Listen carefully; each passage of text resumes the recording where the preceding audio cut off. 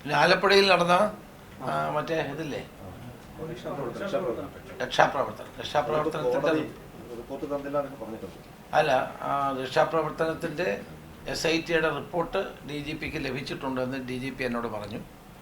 അപ്പം അത് ഇന്നലെ രാത്രി ലഭിച്ചു എന്ന് എന്നോട് ഇൻഫോം ചെയ്യുകയുണ്ടായി, അറിയിക്കുകയുണ്ടായി. അത് അദ്ദേഹത്തിന് ലഭിച്ചിട്ടുണ്ട്.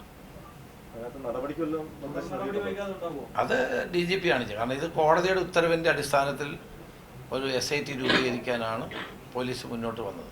2 വർഷമായിട്ട് SIT രൂപീകരിച്ചില്ല. ക്യാബിനറ്റ് അന്നവർ പറഞ്ഞു SIT രൂപീകരിക്കണം.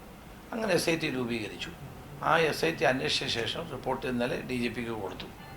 ആ റിപ്പോർട്ട് DGP പഠിച്ച ശേഷം തീരുമാനമെടുക്കും. അത് ഞാൻ റിപ്പോർട്ട് വാങ്ങിച്ചിട്ടുണ്ട്, റിപ്പോർട്ട് ചോദിച്ചിട്ടുണ്ട്. അതൊന്ന് പരിശോധിക്കണം എന്താണെന്നുള്ളത്.